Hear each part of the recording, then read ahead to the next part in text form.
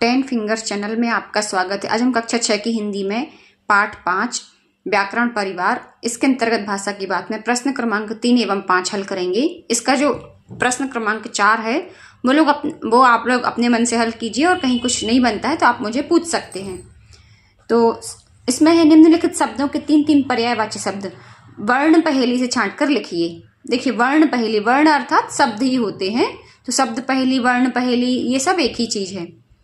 तो सबसे पहले इसमें दिया है घर, तो इसमें पहले हमें छांटना है घर के तीन पर्यायवाची शब्द। तो घर का देखिए, एक तो है ग्रह, दूसरा दिया है सदन और तीसरा दिया है भवन। ये स्टार्टिंग में ही दिए हैं, ग्रह, सदन और दिया है भवन। देखो बच्चों, आप लोगों में से जिनकी राइटिंग बहुत सुंदर है, बहुत अच्छी बात है, और जिनकी राइटिंग बहुत सुंदर नहीं है, अब मेरी भी राइटिंग बहुत सुंदर तो नहीं है लेकिन बुरी भी नहीं है, पर आप लोगों को जो शब्द हैं बिल्कुल सही सही लिखना है। जो अक्षर हैं उनको एकदम सटीक बनाइए कि समझ में आए, और जो मात्राएं हैं वो भी बिल्कुल सही लगाइए। अब राइटिंग आपकी कितनी भी सुंदर हो, यदि आपने ग्रह में ये जो रेप है यदि ये आपने गलत लगाई है तो फिर आपका ये नंबर कट जाएगा। तो इसलिए राइटिंग की सुंदरता के साथ साथ शब्दों की शुद्धियों पर भी ध्यान दीजिए। फिर है पुत्र, तो पुत्र का पर्यायवाची बेटा, सुदा, सुता और क्या हो सकता है, बेटा, सुता और तनय।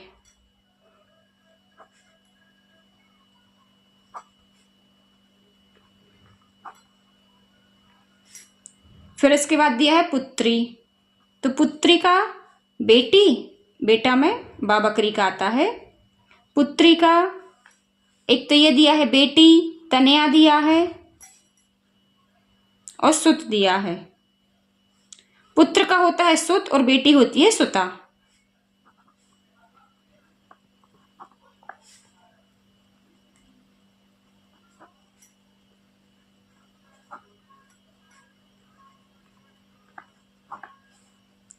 फिर इसके बाद हमें शब्द दिया है हाथ, तो हाथ का इसमें दिया है, सबसे पहले दिया है कर, फिर दिया है हस्त और दिया है इसमें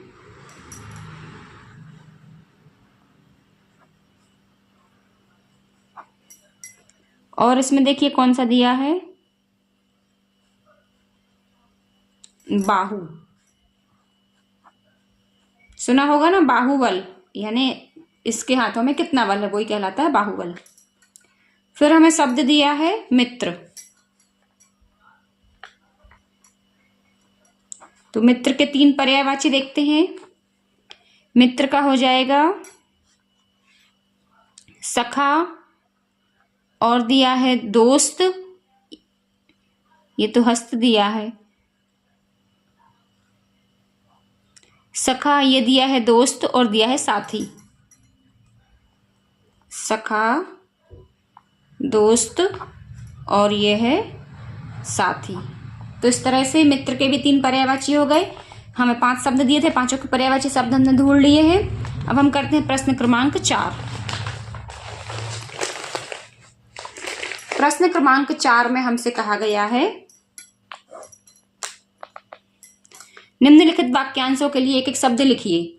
तो का में दिया गया वह क्रिया जिसका कोई कर्म ना हो। जब कोई कर्म ही नहीं हो रहा है तो हो जाएगी अकर्मक क्रिया।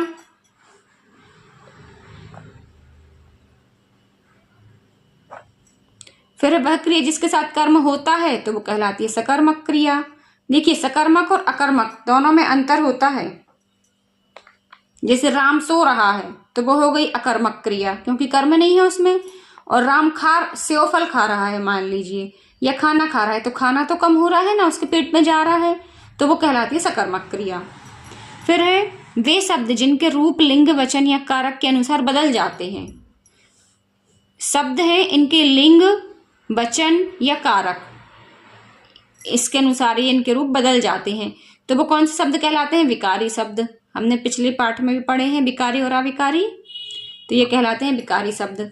फिर वे शब्द जिनके रूप सदैव एक जैसे रहते हैं वो कहलाते हैं अविकारी शब्द। फिर कार्य की समाप्ति का बोध कराने वाला काल, वो कहलाता है भूतकाल। कार्य समाप्त हो गया।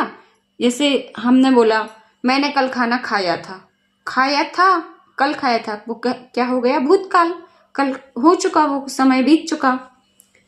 तो इस तरह से ये दोनों प्रश्न पूरे हुए। कहीं कोई प्रॉब्लम हो आप मुझे कमेंट्स में पूछ सकते हैं। और बच्चों ये था प्रश्न क्रमांक 5, मैंने गलती से 4 डाल दिया था। तो फिर मिलते हैं नेक्स्ट वीडियो में, तब तक के लिए पढ़ते रहिए, मस्त रहिए।